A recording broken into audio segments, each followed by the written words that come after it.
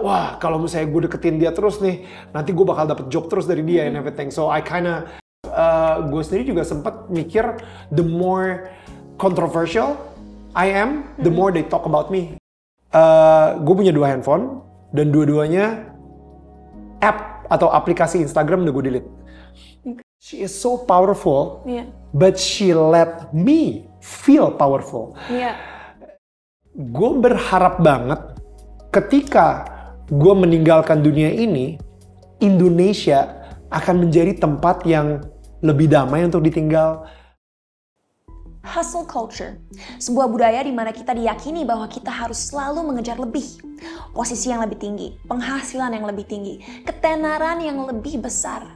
Seakan kerja keras dan pencapaian, kita itu tidak pernah cukup. Ambisi dimuliakan bukan untuk membantu kita mencapai tujuan, tapi sebagai gaya hidup yang akhirnya menambah kegelisahan dan ketidakpuasan. Tapi apakah meraih kesuksesan memungkinkan tanpa harus mengorbankan kesehatan dan kebahagiaan kita? Hari ini kita kedatangan salah satu presenter paling terkenal di negara ini, yang sudah menghiasi layar kaca selama hampir 20 tahun. Dengan karisma dan talenta yang sangat kuat, nggak heran orang ini udah dipercaya sebagai host berbagai program dan event di tanah air maupun di luar negeri. Kayaknya kalian semua pasti udah tahu aku ngomongin siapa deh. So let's not waste any more time and welcome Daniel Mananta.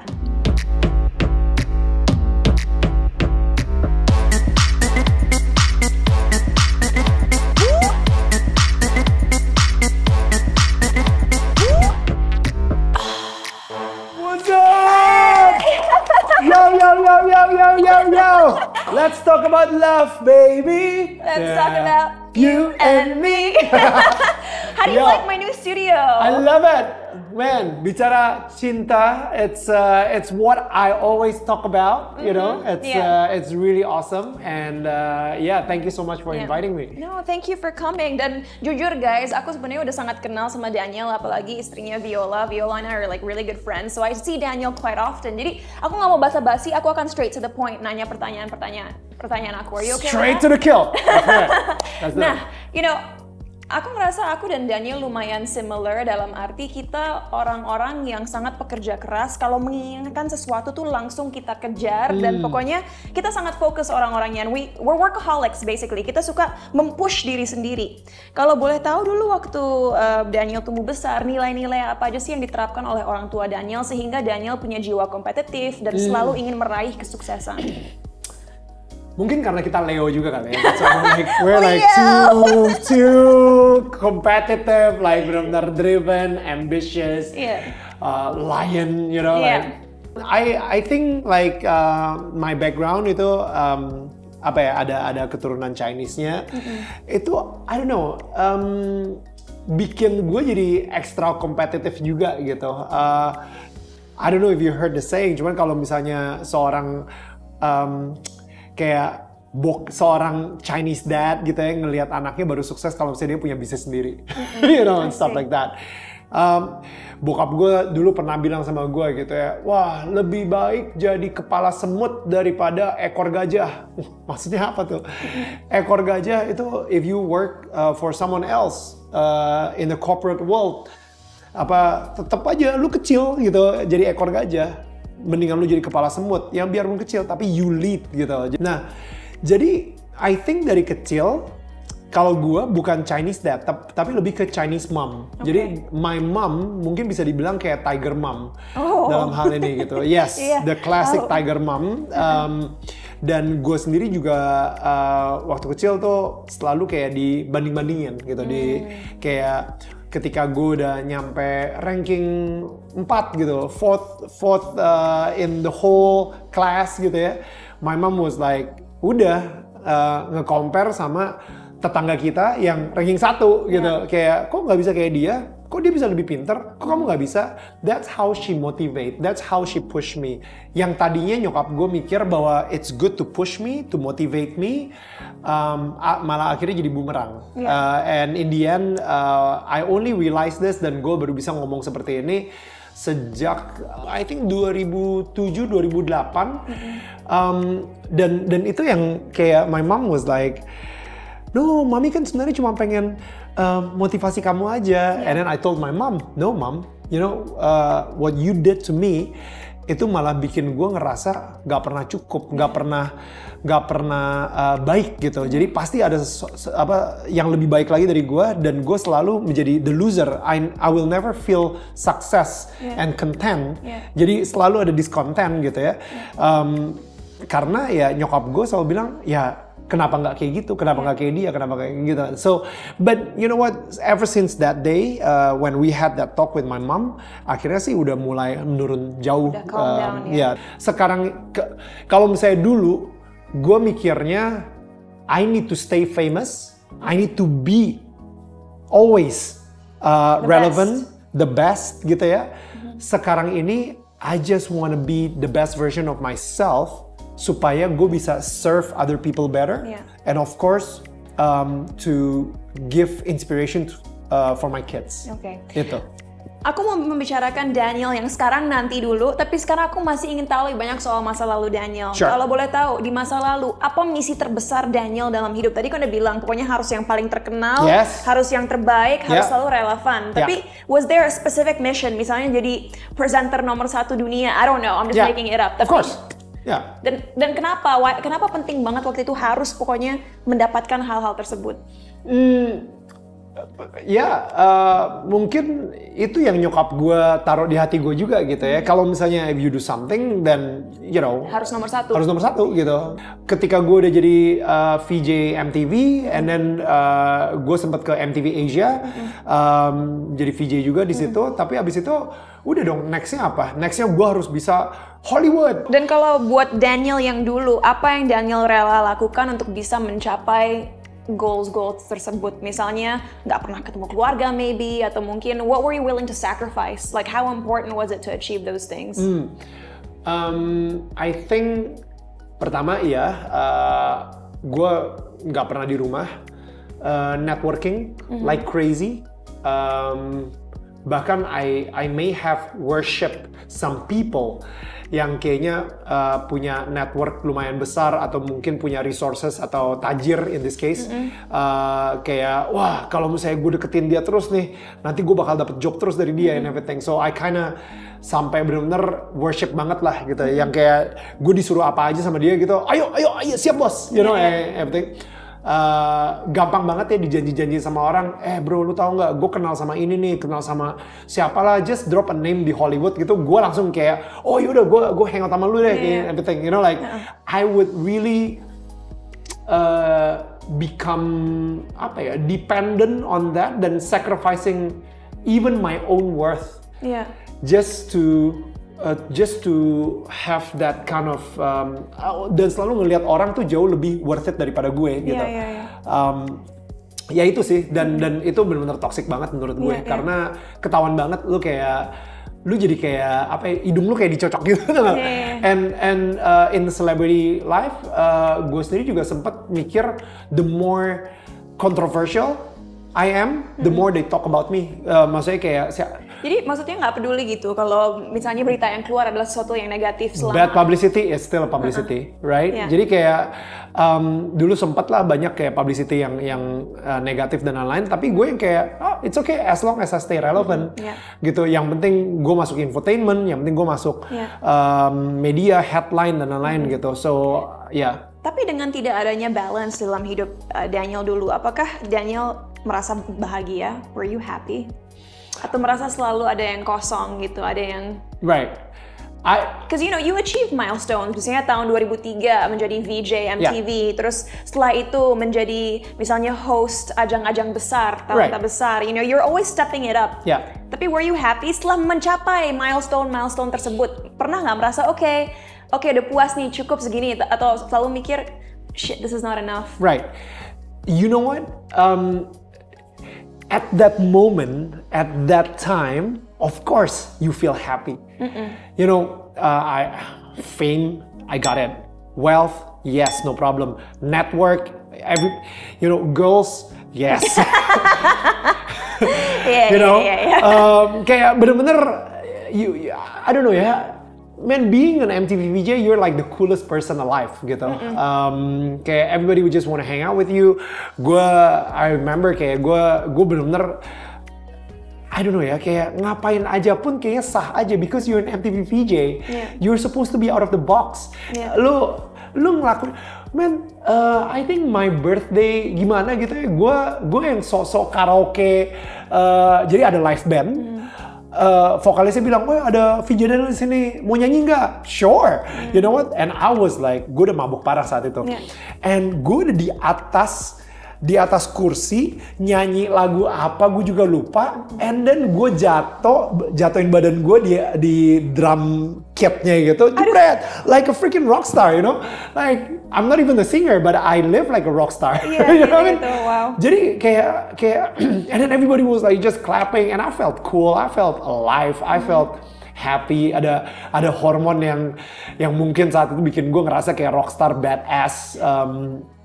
You know, orang-orang, saat itu nggak, social media nggak segede sekarang, tapi maksud gue orang yang ngefoto gue pun juga dia kasih lihat gue pakai digital kameranya, gue kayak damn bro, see this is what being famous is all about. Kalau sekarang ngerasa konyol nggak mikirin memori itu? Of course, of course, I was an idiot.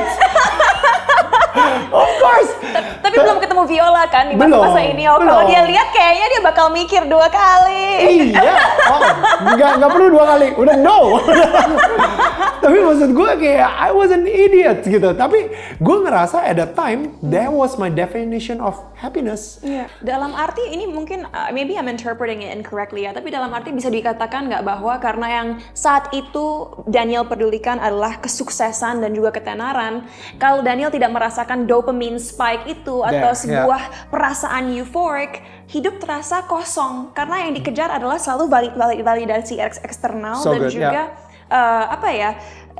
yaitu validasi eksternal dan juga pokoknya orang harus tahu apa yang Daniel lakukan. Kalau orang nggak tahu berarti nggak sah. Basically, if people don't recognize that you're successful, it didn't happen, gitu. Tapi aku tahu dari Viola pun bahwa sempat ada fase di dalam hidup Daniel di mana kerja kerasnya minta ampun, like bener-bener like every single day no break sampai mungkin mengalami burnout, ya.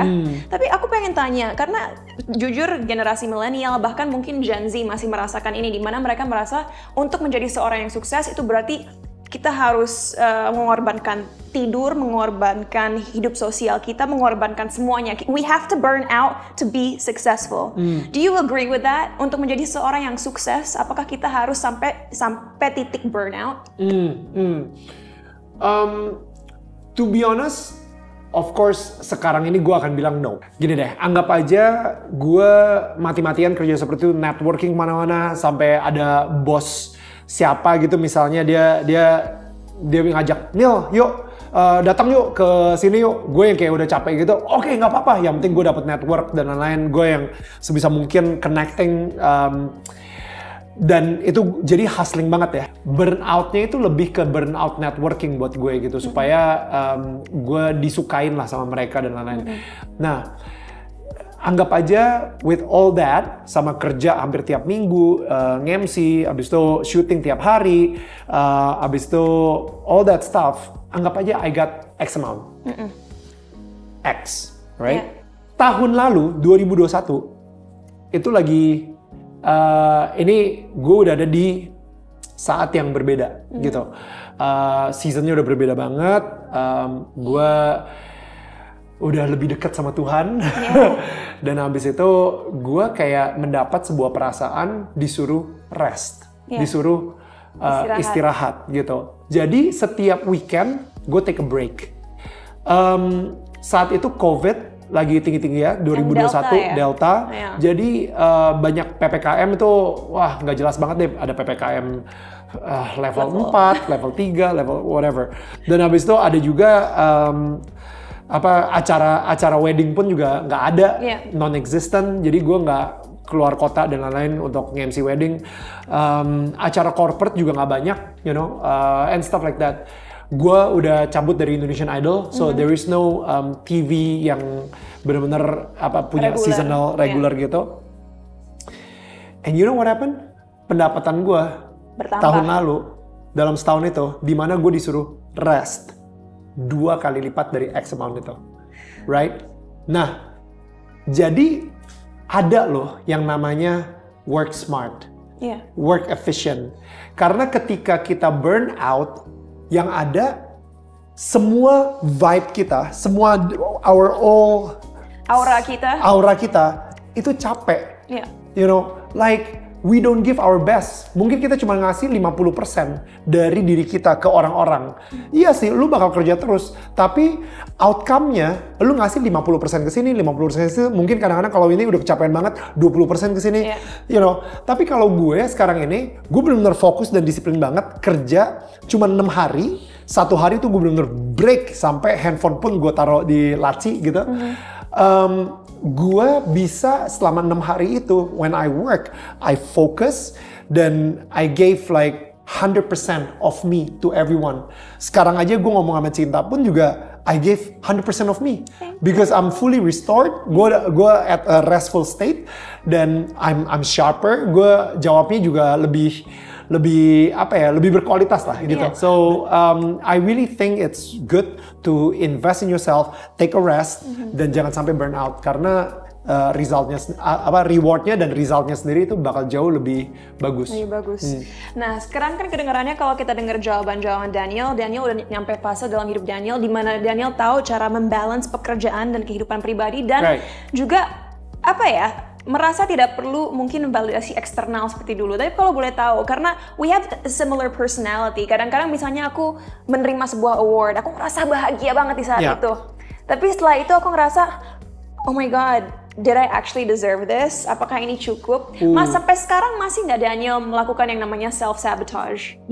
Karena kan itu bagian dari yang Daniel pernah ceritakan dulu, imposter syndrome, right? And imposter syndrome is when you feel like you're inadequate, like apa yang kita lakukan kurang, atau kita masih kurang bahagia mendapatkan sesuatu. Itu kan self-sabotage namanya kan? Apakah itu masih terjadi sekarang di fase hidup Daniel yang sekarang? Masih banget. Gue justru ya kalau misalnya I don't know ya, kayak impostor syndrome ini kayak when will I get caught? Iya gak sih? Kayak dan ini kejadian gara-gara sosial media lebih parah lagi. Karena setiap orang posting hal-hal yang mungkin gak seindah apa yang mereka posting di Instagram gitu atau apa yang mereka posting di TikTok. Mereka nggak sebahagia itu kok. You know? Jujur aku anxiety, aku gelisah kalau harus ngepost. Like posting is not fun for me at all. I don't know about you. Do you have fun posting? Ini gue akan kasih tahu sekarang di sini di Bicara Cinta gitu ya. Kalau misalnya di handphone gue punya 2 handphone dan dua-duanya app atau aplikasi Instagram udah gue delete. Tapi ini nggak untuk semua orang. Gue punya 3 asisten. Right? Jadi 3 asisten gue ini yang ngeposting buat gue. Kenapa? Karena gue sering banget I find myself cuman scrolling on Instagram, just like buang-buang waktu. Dan akhirnya kayak tiba-tiba mulai tuh dari yang tadinya cuma scrolling lucu-lucuan sampai akhirnya mulai jadi jealous. Mulai jadi ngebandingin hidup gue dengan orang lain. Mulai ada rasa cemburu gitu. Mulai kok ada bisa sesuatu. Orang ini dapat ini, gue enggak, padahal gue gini. Mulai gampang gosip dan julid. Sama gitu kan. Jadi gue padahal ngerasa gue ini udah cukup punya self-discipline dan self-control. Tapi yet, I still fall into that trap. Gitu. Because you're human. I'm human. Nah, akhirnya gue delete aplikasi Instagram gue. Jadi setiap kali gue pengen posting, gue selalu kayak gue tulis captionnya, gue abis itu gue kirim semuanya ke asisten gue, mereka yang posting. Tapi aku setuju bahwa social media itu nggak selalu sehat. Memang banyak gunanya di mana kita bisa menyebarkan awareness soal isu-isu penting. Tapi ingat, mayoritas orang tidak pernah mempost setiap aspek dari kehidupan mereka, jadi jangan selalu percaya dengan apa yang kalian lihat, because itu hanya sebuah image yang kita ingin presentasikan kepada dunia. Exactly, nah makanya ketika lo udah mempresentasikan image itu terus, akhirnya people have this certain expectation, dan akhirnya dari expectation itu lu jadi mempunyai imposter syndrome tadi. Dan gue sendiri juga sampai hari ini masih suka struggle.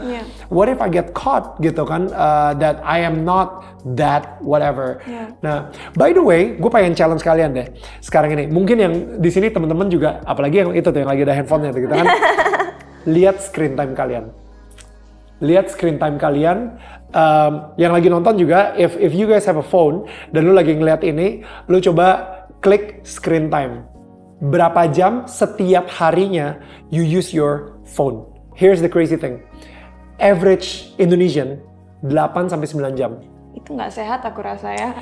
Average Indonesian ya, 8-9 jam.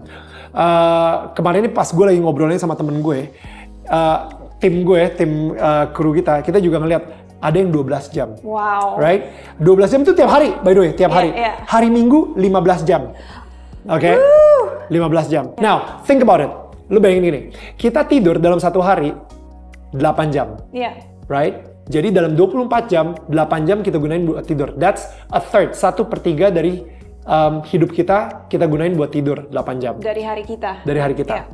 1/3 lagi dari hidup kita. Kalau misalnya daily average lu di screen time 8 jam, itu berarti lu gunain di depan handphone. Right? Lu gunain di situ. Gitu. Nah, lu bayangin kalau misalnya hidup lu 60 tahun. That means 20 tahun lu tidur, 20 tahun lagi lu cuman kepacu di depan screen lo. Think about it. So again, kalau misalnya lu menggunakan screen time lu untuk develop yourself to become better atau menghasilkan lu duit, that's good. Tapi kalau misalnya selama 5 jam lu cuma pantengin sosial media dan itu nggak ngebayar lu dan nggak ngebuat lu lebih pinter, then what are you doing with your life? Let's give Daniel Mananta a round of applause. But you know what? I know that you're a fiery person. Kita berdua adalah orang yang berapi-api. Tapi kadang-kadang orang-orang seperti kita butuh seseorang yang membuat kita lebih kalem. Nah, I think you do have a calm presence in your life. Yaitu Viola. Yeah. Kalau boleh tahu bagaimana Viola sudah membantu Daniel melihat hidup secara seperti ini, lebih balance, lebih tenang. How has your relationship contributed to your life? Marriage ngerubah hidup gue banget, fatherhood ngerubah hidup gue banget. I think 2 itu sih. 2 tahun setelah gue nikah, baru mulai sedikit demi sedikit gue berubah menjadi seorang suami. Seorang suami itu udah nggak lagi egois, dia udah mikirinnya keluarga. Sedikit demi sedikit gue udah mulai mikirin, man, apa yang bisa gue lakuin supaya bisa membuat Viola menjadi lebih bahagia lagi. Apa yang bisa gue lakuin untuk melayani Viola. Udah nggak ada lagi kata cerai, never, you know, udah nggak bisa putus. Ini selamanya, this is forever. Sama gua sekarang ketika gue dapet duit, apa yang bisa gue lakuin untuk duit ini supaya membuat keluarga gue menjadi lebih sejahtera. You know, I think, you know, kalau dari perspektif aku, you're an alpha male. Like, it's very obvious. Dan, you know, kita nggak bisa pungkiri bahwa kita tinggal di negara yang patriarkis, ya. Tapi, apa yang membuat Daniel sangat nyaman dengan sosok Viola yang sangat, ya tentunya pintar dan outspoken? Karena nggak semua orang bisa nerima itu. Biasanya kalau di budaya kita, okay, if you're the man, that means you're gonna lead the family. Laki-lakinya yang mempunyai kontrol penuh atas segala hal. Tapi, I don't think you're like that. Aku ngerasa Daniel sangat fair dan sangat memberikan kesetaraan dalam rumah tangga dan memberikan Viola opportunity untuk mengekspresikan apa yang dia rasa, you know, butuh dibicarakan gitu. Why are you okay with that? What makes it okay for you? Gue bisa bilang kalau gue emang adalah kepala keluarga. Tapi istri gue, Viola, adalah leher keluarga. Jadi leher ini yang menentukan kadang-kadang arah keluarga ini dan kemana dan lain-lain itu gue selalu ngobrol terus sama Viola gitu. Viola itu gue bisa bilang she is so meek, she is so powerful, but she let me feel powerful. You know, dia itu lebih pintar jauh dari gue, tapi she let me make decisions about stuff. Dan itu membantu Daniel berkembang juga kan? Gue jadinya I wanna always give the best for Viola juga gitu, because itulah rendah hati gitu. Dia sebenarnya bisa, tapi dia mengizinkan gue untuk juga berkarya gitu misalnya. You know, akhirnya dari situ gue juga mikir sih bagaimana caranya supaya gue bisa terus melayani Viola menjadi lebih baik lagi gitu. Karena semakin Viola baik, dia juga akan memberikan yang terbaik buat gue, dan gue juga akan memberikan yang terbaik juga buat Viola gitu. It's a empowering circle menurut gue. Wow, that's awesome. Well, you know, another thing that was very interesting, belum lama ini kan Viola sempat main ke podcastnya Daniel kan. Dan Daniel tadi di awal acara ini cerita bagaimana Daniel tumbuh besar dengan, you know, budaya Asia, terutama budaya Cina ya. Tapi sempat Viola mendapatkan banyak positive feedback, tapi juga banyak kritik di mana orang-orang bilang, oke, kamu kan dari budaya lain, jadi kamu bisa ngomong gitu, tapi di Indonesia nggak bisa kayak gitu. Kalau buat Daniel sendiri, apa yang bisa membuat Daniel menerima sudut pandang Viola tentang bagaimana anak-anak, terutama perempuan, dibesarkan di Indonesia? Karena gue sama Viola, gue ngerasa banget ya, ada beberapa budaya timur dari gue yang kuat banget, dan budaya barat dari dia yang sangat kuat juga gitu. Nah, jadinya sekarang ini gue sama Viola, kita berkolaborasi untuk membangun keluarga kita yang with the third culture. Atau Mananta culture ya. The Mananta culture gitu, you know, like supaya mereka mempunyai Mananta mentality. Tapi gue ngerasa kayak Viola menyerap juga culture dari the Eastern culture. Oh, very much. Right? Aku lihat itu. Dan gue juga sangat menyerap from the Western culture. Ada beberapa hal yang selama ini gue pikir ini loh yang paling bener. Ini yang this is the truth gitu, yang kita selalu lakuin seumur hidup gue, emang harus kayak gini. Tapi ternyata dari kacamata Viola, why? Karena di budaya gue nggak ngelakuinnya seperti itu. Hah? Kok gitu? Akhirnya kita bahas, dan kadang-kadang kita bahasnya dengan lumayan keras ya. You know, berargumentasi dan lain-lain gitu. Tapi pada akhirnya kita jadi ketemu juga nih. Oh, pandangan lu soal membesarkan anak seperti itu. Pandangan gue membesarkan anak seperti ini. Tapi kita lihat dong, ekstremis satu seperti ini, ekstremis satu seperti ini. Mana nih jalan tengahnya? Kayak gitu. Tapi kesimpulannya, you know, you have 2 kids, Mila and Noam. Apa nilai-nilai yang terpenting yang Daniel ingin mereka take away? Specifically Mila, gue pengen banget dia bisa pertama cinta Tuhan. Ya, I think semua orang di sini mikirnya dia pengen anaknya itu cinta Tuhan. Bukan religius, cinta Tuhan. Yang kedua, disiplin. Dia mempunyai sebuah kedisiplinan, karena gue percaya banget self-discipline adalah self-love. Dan yang ketiga, peacemaker. Sesuai dengan nama dia. Mila itu arti namanya adalah someone who brings peace gitu. Jadi gue berharap banget kadang-kadang ya, untuk jadi seorang peacemaker itu harus berani mengkonfrontasi sebuah keborokan yang terjadi yang tidak membawa damai sejahtera gitu. Jadi being a peacemaker itu lebih sulit daripada peacekeeper. Peacekeeper tuh kayak lu ngelihat ada sesuatu keborokan gitu ya, lu diem aja, ya udahlah, yang penting kita semua damai-damai aja. Tapi menurut gue itu adalah fake atau toxic peace.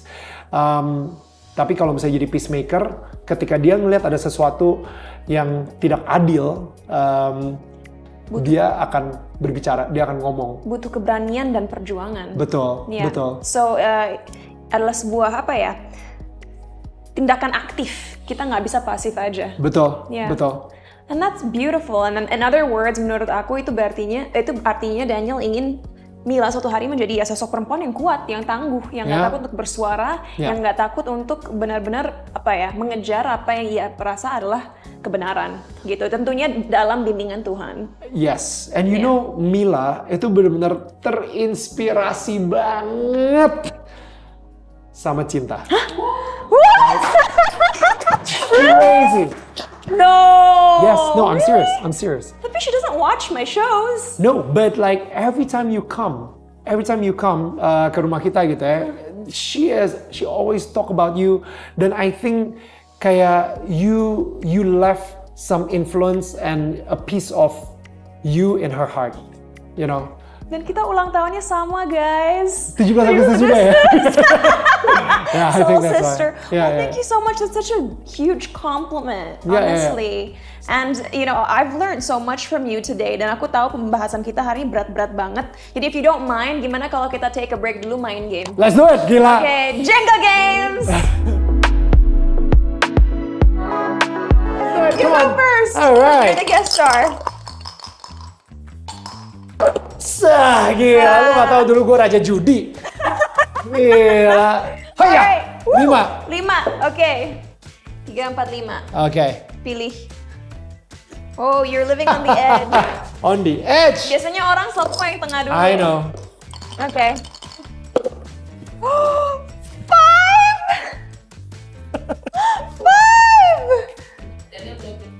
Oh iya, lupa. Saking kompetitifnya langsung oke. Gue ngambil apa? Mau truth atau mau dare, terserah. Enggak. Alright. I was too excited, but ini udah nih. Oke. Apa rutinitas kamu waktu bangun tidur? Boker. Straight away, like tanpa minum air putih dulu, minum Oh iya, oke, minum air putih. You're right. Kalau cinta gitu ya soalnya, sebelum boker juga minum air putih dulu ya? I have to drink lemon water. Gara-gara Viola, aku selalu bikin lemon water pagi-pagi. No kidding. Yeah, she does that too, right? No, well I don't do it to me. Jadi minum air putih, abis itu, bentar ya, minum air putih, ya ke toilet, and then stretching, olahraga. Ini tadi aku udah terlalu ambil excited. lagi ya. Gak apa-apa, aku rasa it's gonna be okay.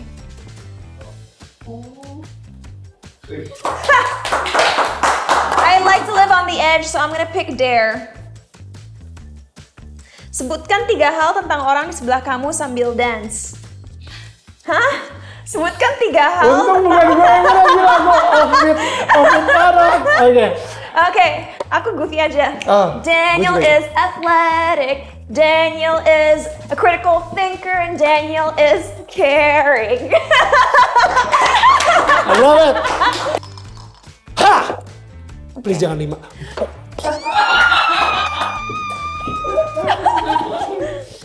Okay. You never know. Okay, well. You never know. Maksudnya nanti ngambang gitu. Yeah, right. You never know. Levitasi. Oke, gue lumayan jago sama main Jenga gitu, so you know. Boleh pakai 2 tangan dong ya? Boleh. Oh, 2 tangan boleh, ya udah. Wow, ini miracle beneran sih kalau sampai nggak rusak. Oke, 1, 2.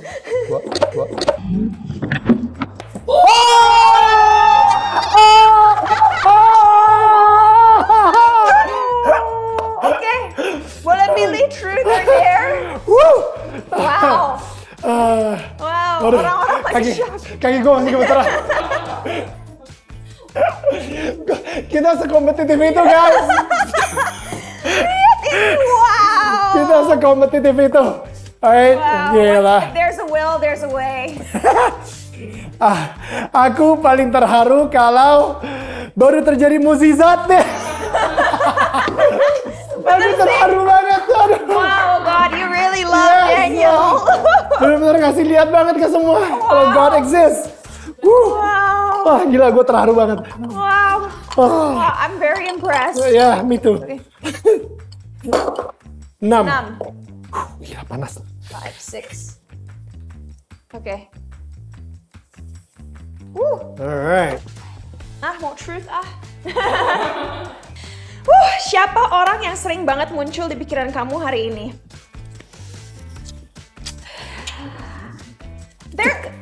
There's someone sih.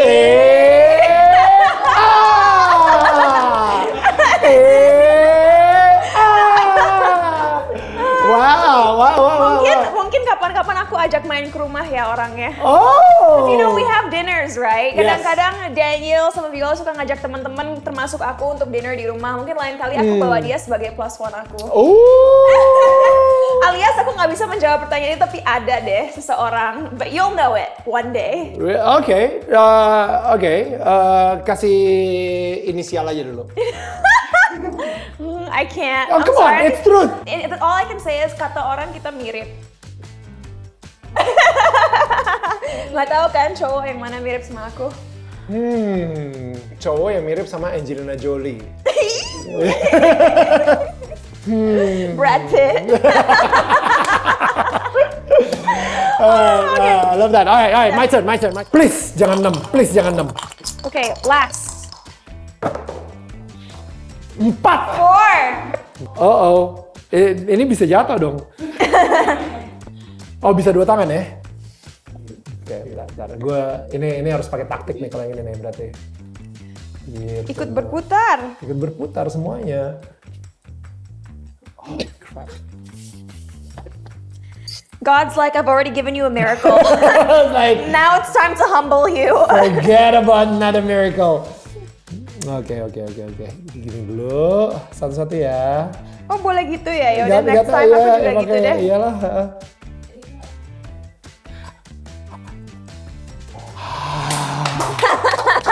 Alright, sekali lagi gue kasih dar. Last one. Kasih dar lah.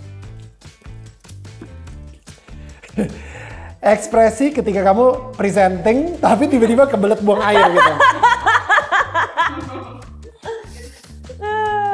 Ini pas gue banget ya. Iya. Selamat datang Indonesia. Selamat datang di Bicara Cinta. Bicara Cinta adalah sebuah acara yang pastinya membuat kalian semakin dekat lagi dengan arti cinta sesungguhnya. Dan kita sendiri juga ngerti banget bahwa cinta itu merupakan sesuatu bahasa yang sangat universal, di mana kalau Anda mempunyai sebuah pengertian mungkin belum tentu. Sorry banget. Jadi ya, Cinta mungkin bisa lanjutkan dulu ya. Oke. Ya, silakan kalau begitu. Now it's time to chit chat again. Oh, what a game! Oh my goodness! That was so much fun! No! It was, but now kita harus kembali ke pembicaraan Serius lagi nih? Iya. Oh, right. Siap? Oke, jadi sebagai workaholic tentunya kita mempunyai anxiety yang sangat tinggi. Dan kayaknya banyak dari teman-teman yang nonton ini juga tahu bahwa baru beberapa tahun terakhir Daniel menemukan Tuhan kembali. Do you have any advice for us millennials and Gen Zs? Bagaimana kita bisa menemukan comfort dalam sesuatu yang kita nggak bisa lihat atau pegang? Karena kan Tuhan itu adalah sesuatu hal atau sebuah entitas yang kita harus benar-benar percaya gitu. Kita nggak bisa God hug me atau God hold my hand. Jadi kalau buat Daniel sendiri bagaimana akhirnya bisa menemukan peace dari Tuhan? How has God given you comfort? Dari games barusan ke pertanyaan ini. Tapi kan Daniel tetangga kamu kan setiap episode pembicaraan soal kepercayaan dan Tuhan. So this is your everyday. I know, This is your everyday thing. Turning point. Jadi waktu tahun 2012, gue sempat kehilangan suara gara-gara ada benign tumor, kayak tumor jinak, nodul lah kalau misalnya penyanyi kan, in my vocal cord, gara-gara kebanyakan kerja. Itu gue benar-benar gak punya pegangan. I was like kayak pohon yang terombang ambing gitu dan mungkin bahkan hampir patah gitu kan. So di situ mungkin ya, that's my turning point. Ketika gue mulai minta didoain sama banyak orang gitu, dan akhirnya ada salah satu namanya Pak Benjamin Ratu, he's an evangelist dari komunitas Amazing Grace, dia di Katolik karismatik gitu, dan dia ngedoain gue, dan ketika dia ngedoain gue nggak langsung sembuh, tapi gue sembuh secara spiritual, right? Gue nggak mengalami kesembuhan secara fisik, tapi my heart was healed. I don't even know what that was until beberapa tahun kemudian ketika I look back at it. Gue sembuhnya kenapa sih? Karena ketika situasi gue belum berubah, ketika suara gue masih belum ada, tapi gue ngerasain kedamaian. Yang kayak ada bisikan di hati gue, di hati kecil gue yang bilang, it's all gonna be okay. You know, your voice will be back. even if your voice gak balik, I am still gonna be with you. Gitu. Jadi kayak itu kayak bisikan di hati gue yang bikin gue benar-benar ngerasa damai banget. Dari kedamaian tersebut, akhirnya gue bisa tidur enak, gue nggak stres, gue nggak frustasi, dan akhirnya suara gue balik. You know what I mean? Like it's really crazy. Nah, cuman gimana caranya untuk menuju ke situ tanpa kena musibah dulu, oke? Karena gue benar-benar nggak pengen kalian kena musibah baru akhirnya ke Tuhan gitu. Adalah dengan mulai berdoa. Orang banyak mikir, gue udah berdoa kok, gue udah ngasih waktu buat Tuhan, right? Lu bayangin pizza, oke? Ini pizza kerjaan, oke? Ada satu slice kerjaan, ada satu slice keluarga, gue ngasih waktu juga buat keluarga, ada satu slice buat temen, ada mungkin 2 slice buat party, habis itu ada slice buat Tuhan, ya kan? Itu artinya, di hidup gue mirip pizza, Tuhan gue udah ngasih satu slice, tapi that's not the point. Tuhan itu bukan cuma satu slice, Tuhan itu justru toppingnya. The whole pizza needs to have God on it. Ketika lu lagi bersahabat dengan seseorang, tanya sama Tuhan, is this the right friend for you? Ketika lu lagi punya kerjaan, tanya sama Tuhan, apakah ini yang Tuhan pengen untuk gue kerjain? Is this really my calling? Apakah ini tujuan Tuhan membuat gue di dunia ini untuk bekerja seperti ini? Bagaimana cara membahagiakan orang tua lo? Tanya sama Tuhan. Bagaimana cara lo bisa membahagiakan keluarga lo? Tanya sama Tuhan. Semuanya involve God in your every single factor of your life gitu. Dan yang aku dengar ini adalah penting sekali loh guys. Banyak sekali aku sering melihat anak muda ya, misalnya berdoa, mau itu sholat, mau itu ke gereja, apapun itu hanya sebagai ritual, tapi melakukannya tanpa hati. I think relationship yang mungkin sehat dengan Tuhan adalah dimana kita melihat Tuhan sebagai teman kita, teman di mana kita bisa beradu, teman di mana kita bisa meminta advice ya, bukan hanya sekedar oke, saya akan menyembah Tuhan karena saya udah nyembah, oke, saya minta imbalan begini. It's not like that. It's not transactional.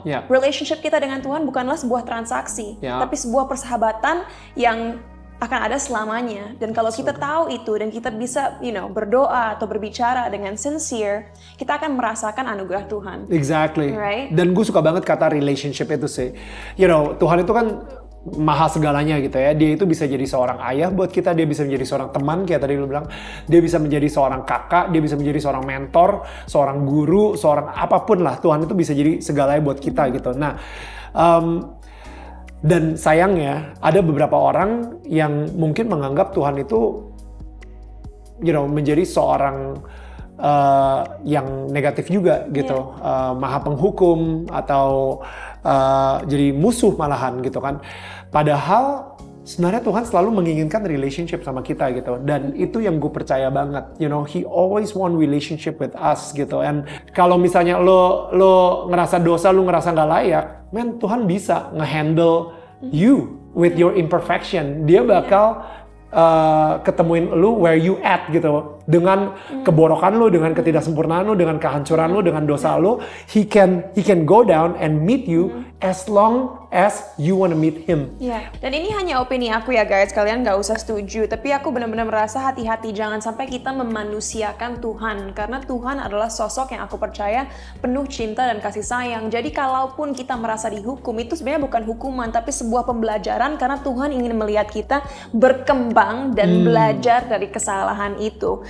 God is an entity that's filled with love and just wants to spread love. And speaking of love, karena aku tahu ini juga misi Daniel dalam hidup untuk menyebarkan cinta, pada akhir hidup Daniel, apa bentuk cinta terbesar yang ingin Daniel tinggalkan di dunia ini? Pertanyaan sangat bagus banget, Cinta. Gue udah mikirin ini selama 3 hari terakhir. Tapi ketika gue cabut dari dunia ini gitu ya, gue tinggalkan gitu, it's a legacy, right? I know my purpose. Itu yang paling pertama. Gue tahu banget, gue ini sebenarnya hanyalah sebuah mikrofon sih. Gila. Kalau misalnya kalian ngeliat di Instagram gue, gue adalah mikrofonnya Tuhan untuk menyebarkan cinta kasih, damai sejahtera, dan sukacita. Peace, love, and joy. Nah, gue berharap banget ketika gue meninggalkan dunia ini, Indonesia akan menjadi tempat yang lebih damai untuk ditinggal, lebih penuh dengan cinta, dan lebih sukacita. Karena apa? Karena Indonesia itu akan menjadi tempat tinggalnya anak gue dan cucu gue, dan cicit gue. Ketika gue meninggalkan Indonesia suatu saat karena gue meninggal dunia gitu ya, I want this country to be better for my generation gitu, for my generations to come. Jadi hari ini sampai gue mati nanti, gue akan terus sangat konsisten dengan apapun yang gue lakuin, yaitu menjadi mikrofonnya Tuhan untuk to spread peace, love, and joy with every single platform that I have. Ya, makanya gue suka banget sekarang bicarain cinta. And on that note, kita doakan semua dari tim Bicara Cinta agar Daniel bisa terus menjadi mikrofon Tuhan dan membuat hal yang Daniel bilang tadi menjadi kenyataan. We really pray for that. Amen. And I would like to thank you today for being part of my show Bicara Cinta. Kita sangat blessed bisa mendengarkan opini-opini dan pendapat Daniel tentang apa yang kita bicarakan hari ini. And I hope that Pualens belajar banyak. And on that note, guys, thank you so much for watching the show, and I'll see you guys next time. Bye.